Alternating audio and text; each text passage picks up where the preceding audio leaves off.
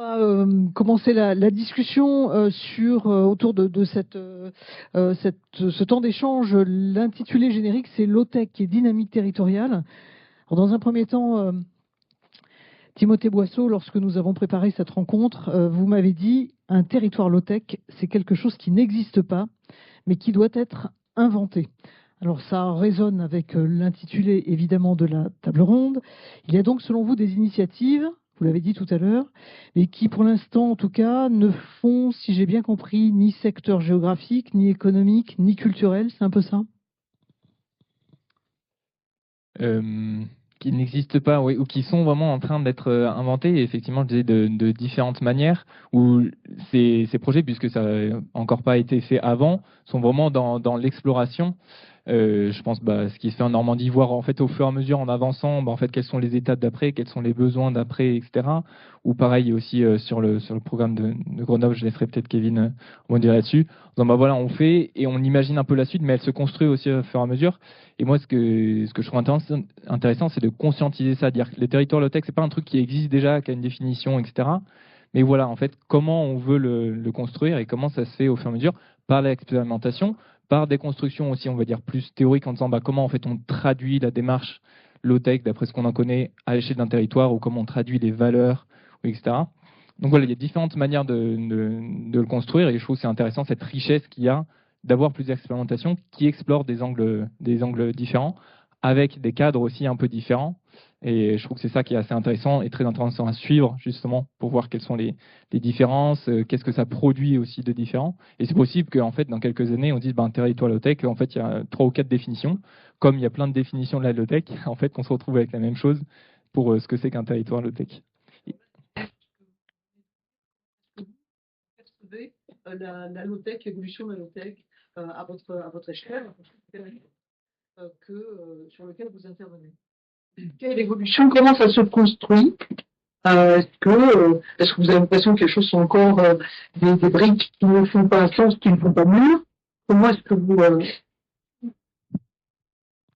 Peut-être juste pour continuer à relancer, il y a notamment, je pense, 2 approches pour l'instant qu'on voit un peu. C'est l'approche plus économique en disant en fait comment on s'adresse aux petites structures économiques. Ça peut être des structures associatives, mais aussi des entreprises, etc.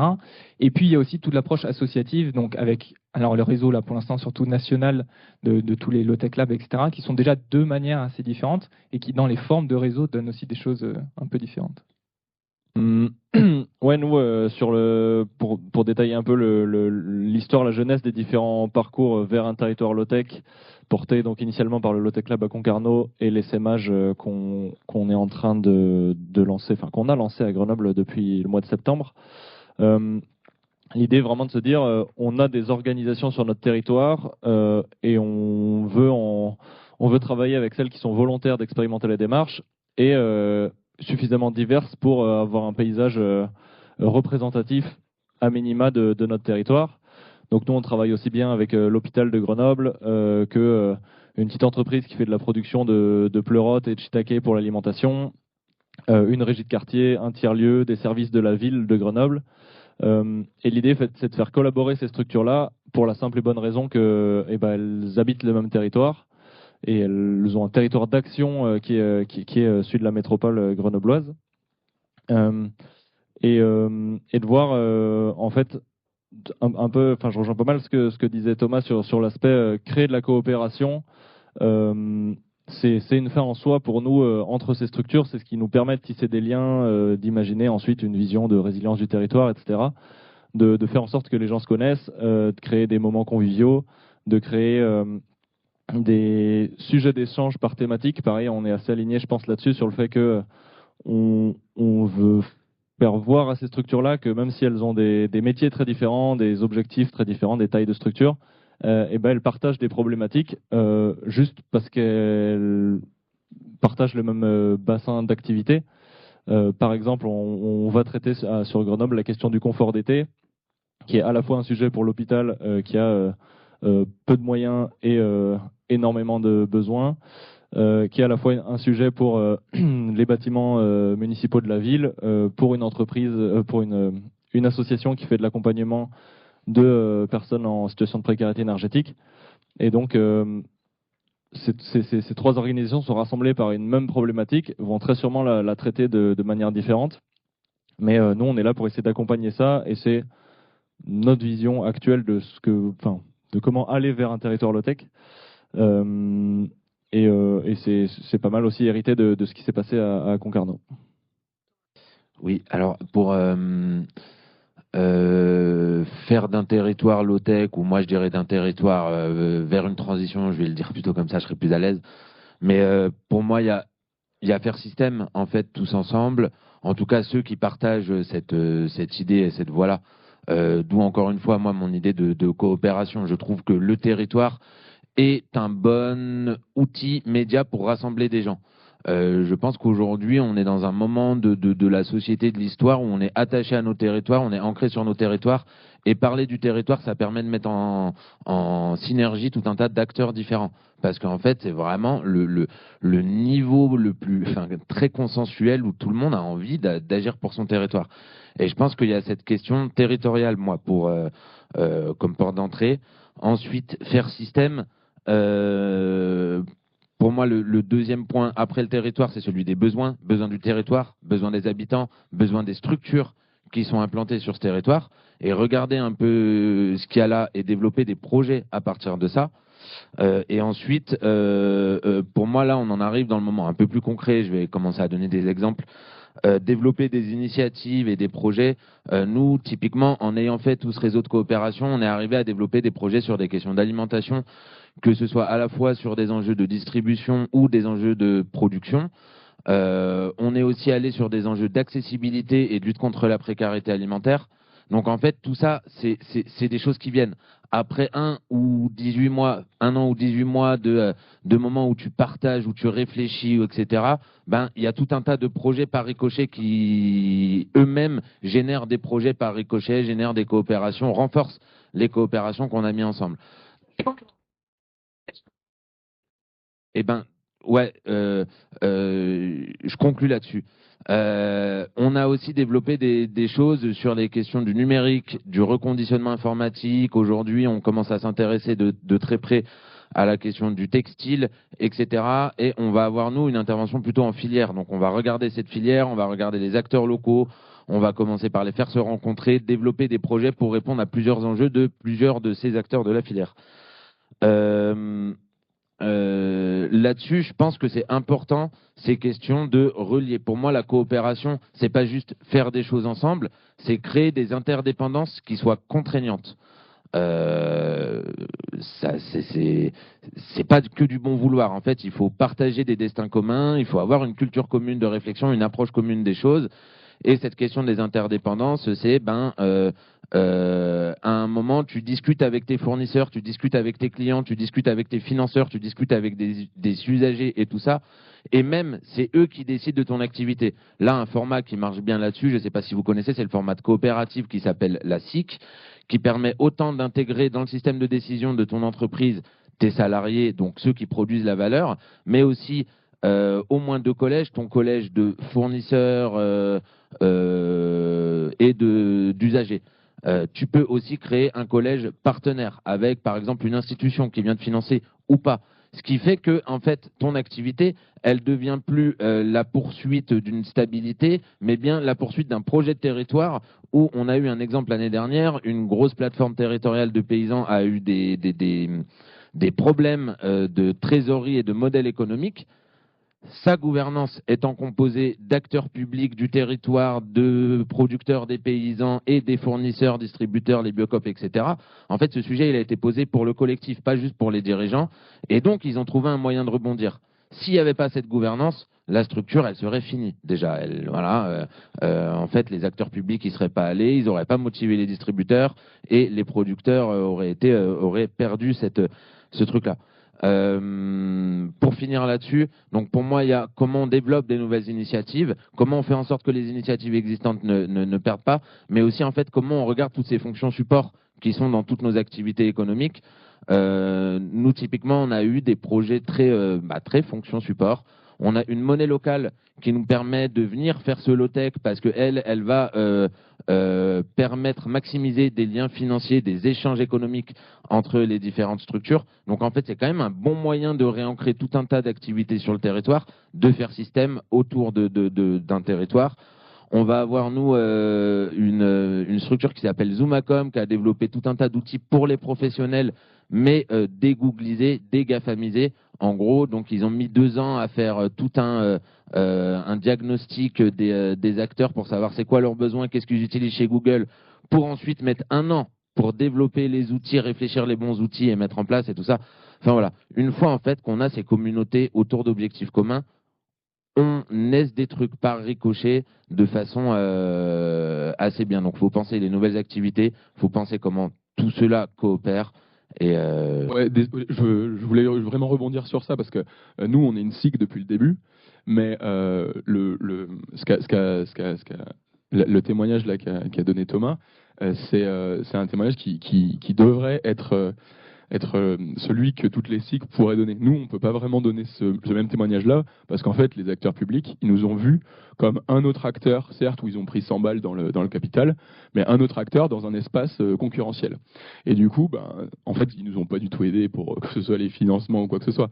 On a dû se débrouiller, et du coup, cette notion de coopération avec un objectif low-tech, on n'a pas pu aller la chercher d'institution à institution, que ce soit public, privé ou associatif, on est allé la chercher dans l'interpersonnel.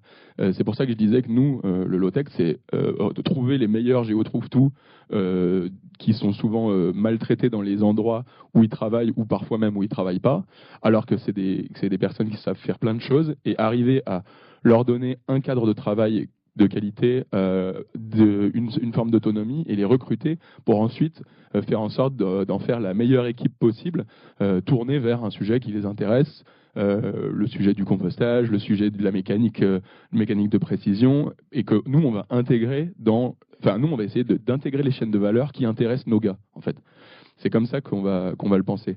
Et pour parler du lien territorial, au-delà de perpétuer cette culture historique qu'on a eue à Saint-Étienne, des ouvriers qui savent faire beaucoup plus de choses que ce qu'on leur demande à la base, ce qu'on a fait, nous, c'est d'identifier dans la chaîne de valeur qu'on a, nous, le traitement des déchets alimentaires, qui sont nos utilisateurs. Si notre utilisateur final, c'est un agriculteur, un agriculteur aujourd'hui, en moyenne dans la Loire, c'est 45-50 hectares de terrain.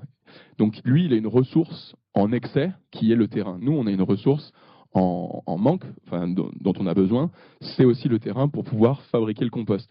Donc notre modèle de coopération low-tech aussi, c'est d'arriver à se dire, tel agriculteur, est-ce qu'il a besoin de matière organique? A priori, oui. Lui, il a quoi comme matériel déjà chez lui sur son exploitation? Et il a quoi comme terrain déjà disponible sur son exploitation? On va essayer de matcher ces besoins-là avec nous, ce qu'on peut lui apporter. Et en fait, on va démonétariser l'échange. En fait, on ne va pas lui vendre de compost. On va lui vendre une matière à traiter lui-même chez lui ou avec un peu d'aide de nos gars, quoi. Et du coup, oui, de nos filles. Mais du coup, c'est un peu ça notre approche low-tech, mais qui passe pas du coup par des échanges entre des institutions, en fait. D'abord, j'ai commencé avec mon beau-frère, puis ensuite, il en a parlé avec son voisin.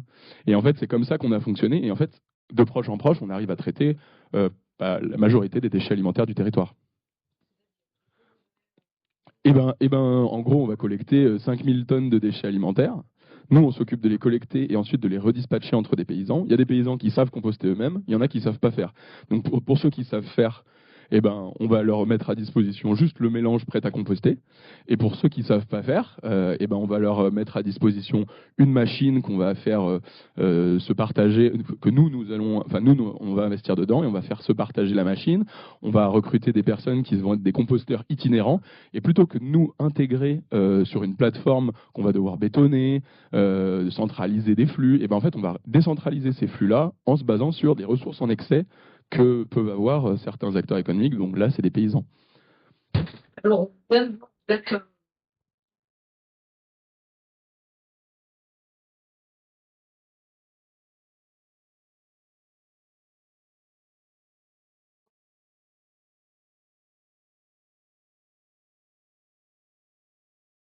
Alors moi, bah oui, quand je les écoute, je me dis bon, alors moi c'est où la low-tech dans mon truc. Bon, alors déjà il y a mon four solaire, c'est bon. Mais bah par exemple je réfléchissais à cette symbiose avec les autres et tout, et bah ça me parle le compost parce que l'arrivoire juste à côté de chez moi, voilà. Une fois ça puait quand je suis allée chez eux. C'est bon, on a reçu le compost de toutes les écoles de Saint-Étienne. Il est super riche, c'est super. Donc il y a une symbiose. Au début, quand on fait les marchés, pour se faire connaître, on rencontre plein de monde, plein d'artisans. On fait beaucoup de liens. Moi, et quand on fait des animations dans les magasins aussi, moi j'ai rencontré d'autres artisans. Et je vous parlais des choses qui coûtent environnementalement parlant, la logistique, notamment d'aller transporter ces graines pour les vendre ou pour les recevoir. Et ben moi j'ai fait un réseau de logistique. On mutualise. En fait, moi mes produits voyagent très bien, ils se cassent pas, ils sont légers et je peux les mettre dans n'importe quel camion, voiture des fois même. Donc par exemple j'ai des seaux de graines qui partent tous les mois. Je vais les poser soit chez des boulangers, soit chez d'autres artisans qui font des graissins et elles me les emmènent à Grenoble. Moi je me déplace très peu en fait. Donc ça, j'ai réussi à baisser mes... Alors, on parle en termes d'entreprise, mes charges de logistique, mais c'est aussi mes charges environnementales. Donc ça me fait super plaisir. En discutant. En discutant des animations que je faisais dans un magasin de producteurs. Ah, c'est quoi ton bon plan? Toi, tu livres où? Et on partage où est-ce que tu vends le mieux, des choses comme ça. Ah, mais on a la même épicerie à Grenoble. Il y a une épicerie de vrac à Grenoble. Et ah, bah, tu livres tous les combien? Ah, bah, moi aussi. Ou, et ben, dans ces cas-là, est-ce que je peux mettre des sous dans ton camion? On en a parlé à l'épicerie. On a dit, est-ce que vous pouvez nous commander en même temps? Et du coup, maintenant, elles s'arrangent pour nous commander à peu près en même temps. Elles nous disent mettez-vous d'accord. Et moi, je vais juste à Saint-Julien-Moulin-Molette, donc c'est à 7 km de chez moi, plutôt qu'aller à Grenoble pour livrer. Mais puis moi, ça remplit ma voiture, mais ça remplit pas un camion, vous voyez. Enfin, il y a toujours un peu de place. Et j'ai des boulangers à Burdigne, donc juste à côté aussi. Une fois par mois, enfin dès que j'ai une livraison à faire à Vienne, vous voyez, c'est pas des grosses distances, mais moi, ça me coûte la demi-journée en fait d'y aller. Donc, je livre juste chez eux.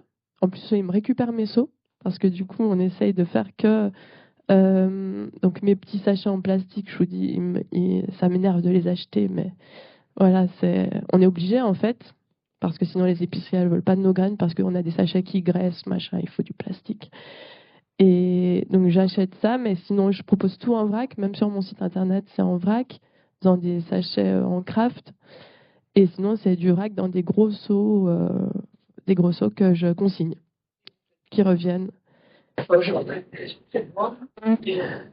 produisez, transformez, vous mettez en sachet, vous conditionnez. Oui, j'ai un sous-sol. Enfin, c'est pas un sous-sol, c'est mon garage qu'on a aménagé. Et puis, oui, c'est une start-up qui dure. Hein. Voilà. Non, mais on a acheté la maison exprès pour avoir une surface plane devant, ensoleillée, où on a mis le four solaire et on a aménagé un bout du garage pour que j'aille une pièce pour moi avec tous mes seaux, tous mes seaux de graines. Voilà. Nous nous entendons vraiment des profils très différents, des démarches très très différentes. C'est déjà plus directement.